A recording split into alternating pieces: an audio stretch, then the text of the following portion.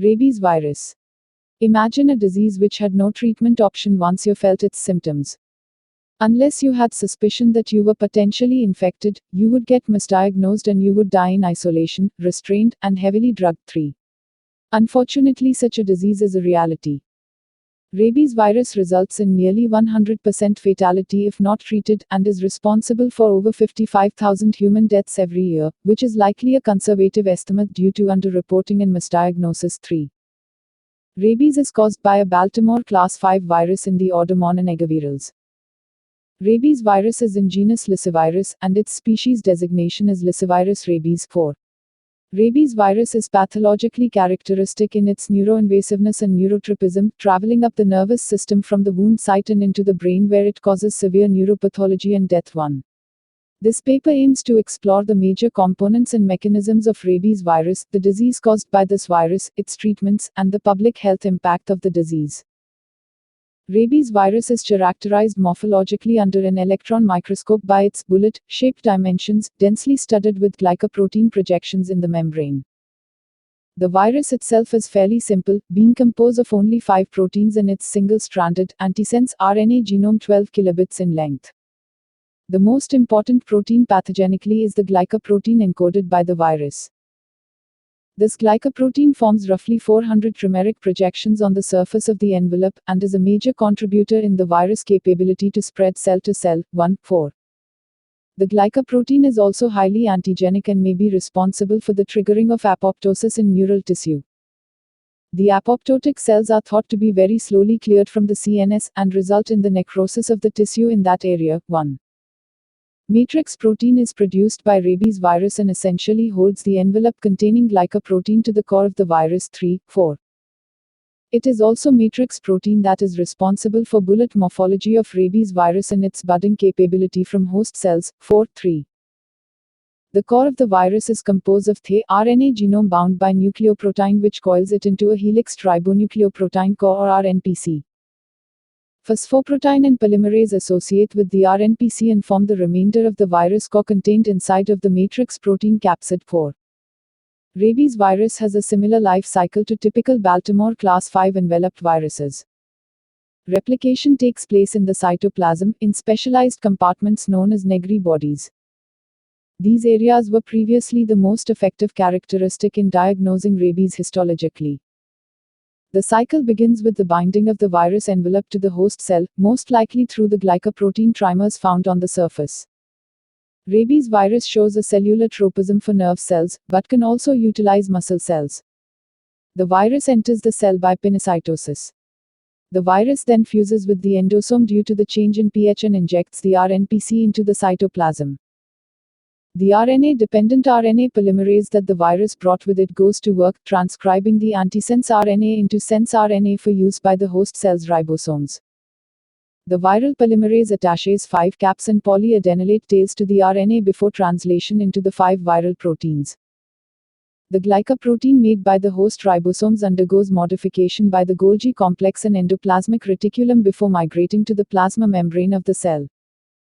The concentration of nucleoprotein versus the concentration of leader RNA triggers the shift from protein production to genome replication. Genome replication occurs in the same manner as other Baltimore Class 5 viruses. The replicated RNA genome is bound by nucleoprotein which creates the helix ribonucleoprotein core, after which phosphoprotein and polymerase bind and complete the core of the virus. Matrix proteins then bind around the RNPC and forms the bullet-shaped capsid. The mRNPC then travels through the cytoplasm and buds from areas of the plasma membrane that have high concentrations of glycoprotein. The complete rabies virus is then capable of infection. 4. Rabies is transmitted by an infected animal's saliva getting into the tissues of a healthy mammal. Rabies is unable to penetrate intact skin, therefore most cases of infection occur following a bite or scratch from an infected animal. 3. The virus enters the body through the wound and travels from the wound site to the brain by using the host's nerves.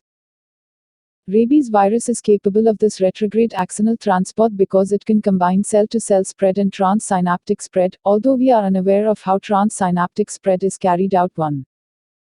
There is evidence that these methods of movement are made possible, and are controlled by, the glycoprotein that coats the rabies virus membrane. 1. The virus replicates within the nerves, slowly making its way to the brain and salivary glands at the rate of 15 to 100 per day too. As the virus makes its way up the nerves, it causes no symptoms and is not transmissible through saliva. This period is known as the incubation period and can last from 3 weeks to 6 years to 4. The rate of spread in the nervous system depends on the virus uptake rate by the nerve cells, the speed of axonal transport, the rate of replication, and the strain's capacity for transsynaptic spread. 1. Rabies virus typically has a low replication rate, and experimentally this has been seen to have an inverse relationship with pathogenicity, possibly due to the evasion of the immune system through low viral load. The low replication rate could also be beneficial to pathogenicity by preserving the nerves used to travel into the CNS. 1.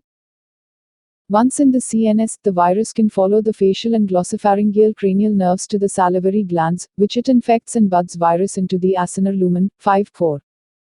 The virus continues to travel up into the brainstem and brain where it causes the first of the clinical symptoms. There are several theories as to how rabies virus conducts its neuropathogenesis, the first being that the virus shuts down host maintenance genes and reduces protein production in neural tissue. The second theory proposes that the virus interferes with serotonin binding and release. The third theory is that glycoprotein pushes neurons into apoptotic pathways and the resulting dead cells do not get cleared from the CNS and cause necrosis of the surrounding cells. The remaining theories center on inactivation of voltage-gated ion channels. 1. The neuropathology of rabies results in quickly progressing and devastating symptoms. Upon experiencing the first clinical symptom, the individual typically has 1 to 7 days before death and has no chance of recovery. The first clinical symptom is neuropathic pain and tingling at the wound site after healing. 4. This is caused by viral replication in the dorsal root ganglion of the afferent sensory nerve from the wound site, causing action potential generation. 2. The major clinical symptoms, fever, headache, fatigue, anxiety, agitation, confusion, hallucinations, and insomnia are not unique to rabies and cannot be used as a diagnostic tool. These symptoms are likely caused by an inflammation of the brain, spinal cord, and nerve roots. 2. 4. Clinical progression usually follows one of two routes: furious rabies in which there is extreme agitation and aggression, or dumb rabies in which there is early onset paralysis and decreased activity. 3. Both eventually lead to paralysis, coma, and the shutdown of the respiratory system, resulting in death. 3. The aggression caused by furious rabies as well as the heavily salivation and saliva transmission all combine into a very effective transmission strategy for the virus. 4. Treatment of rabies virus infection must be done early and aggressively. Immune response to rabies virus is much lower than comparable diseases, which is surprising considering that glycoprotein is highly antigenic. In addition, compromised immunity had no effect on rabies pathogenesis, which means the pathology we see in healthy humans is as bad as the disease can get. 1. Treatment must be carried out before clinical symptoms set in, as the treatment only acts to stop the virus from reaching the brain. Post-exposure prophylactic treatment regimens consist of cell-cultured vaccine administration, and in dire cases, administration of immunoglobulin upstream of the wound to stop disease progression and also at the local wound site to stop infiltration. 3. Preventative treatment consists of a course of vaccines and the irrigation of potential infected wounds with a povidone iodine solution. 4. With early post-exposure prophylactic treatment, recovery is nearly 100%. However, if post-exposure prophylactic treatment is started after invasion of the CNS and presentation of clinical symptoms, treatment is usually ineffective. 3. If clinical symptoms begin, treatment paradigms shift to a supportive role, usually consisting of isolation to prevent transmission, heavy sedation to avoid awareness and agitation, and IV morphine to alleviate clinical symptoms. 2. Rabies virus has caused disease on every continent except for Antarctica. 3. The disease claims at least 55,000 human lives each year, with untold numbers of wild animals. The heaviest disease burden is in developing countries in Africa and Asia, with these two continents accounting for 95% of the total deaths recorded each year. It is therefore apparent that rabies case numbers are capable of being sizably reduced, but a lack in infrastructure will always be the biggest obstacle. There are several factors to consider when questioning why rabies is so prevalent in developing countries, the first of which is that rabies is underreported and frequently misdiagnosed unless a post-mortem diagnosis is made, therefore the data concerning rabies health impact is lower than actual. The second cause of high rabies burden in developing countries is directly related to the last. Low estimates of the disease cause a lack or disproportionate level of support and attention on a governmental level. The third cause is that rabies disease loads are not equally distributed across society. As we frequently see in disease of the developing world, the rural poor are most likely to get infected and die from this disease. In the case of rabies, rural children from poor families are at highest risk of the disease not only due to their lack of education about rabies and lack of money for full treatment, but also because children are more likely to play with stray dogs, the main carrier of rabies from animals to humans and seen as the source in 30–60% of rabies cases in children under 15 years old. Animal workers are also very likely to be exposed, as are those who spend a significant amount of time outdoors, whether for work or leisure too. While dogs are the most common source of rabies transmission to humans, the main reservoirs of the disease are wild animals. Raccoons, bats, wild foxes, skunks, and wolves are the largest reservoirs of disease, and their transmission to dogs accounts for the resulting human infection. Therefore, the most cost-effective rabies containment program is centered on dog vaccination, although it is still a heavy financial drain on society. The estimated cost in the United States for rabies prevention and treatment each year is $300 million too. However, cost depends on many factors including the characteristics of post-exposure prophylactic treatment (PEP). The cost for PEP can vary depending on the vaccine used, the regimen of the vaccine administration, the type of immunoglobulin used, and the route by which all of this is administered. In Asia and Africa, the estimated cost of PEP treatment annually was $583 million. The bulk of the cost was incurred by Asia due to its heavy use of PEP treatment. On African and Asian continents, the annual estimated cost of lost livestock due to rabies was $12.3 million, while a 1985 estimate by Latin American countries estimated their annual lost cattle at 100,000 head, with a total cost of $30 million per year. On the local level, a course of PEP is roughly $40 in Asia and $49 in Africa.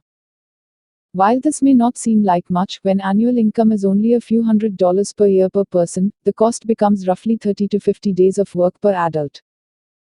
Many infected people do not want to go to the hospital for treatment due to the amount of missed work, and some of the more archaic vaccines still used in some developing countries can cause side effects lasting up to 6 months. However, even with the high-cost treatment still saves tens of thousands of lives each year. The estimated number of deaths if PEP treatment was not used is approximately 330,000 in Asia and Africa too. Rabies virus causes tremendous, fatal disease in the developing world, and its presence is far too common for the level of effective prevention and treatment available. Rabies still claims over 55,000 lives each year, largely in developing countries in Africa and Asia. This simple Baltimore Class 5 virus packs quite lethal punch in its ironically bullet-shaped capsid, and shows incredible tenacity in its host 4. Although it is unlikely due to the heavy wild animal reservoirs, ridding the world of this disease would be a tremendous removal of burden from mankind and animals. This is all about our today's topic. Subscribe to our channel to get more videos and press the bell icon for latest update from us. Thanks a lot.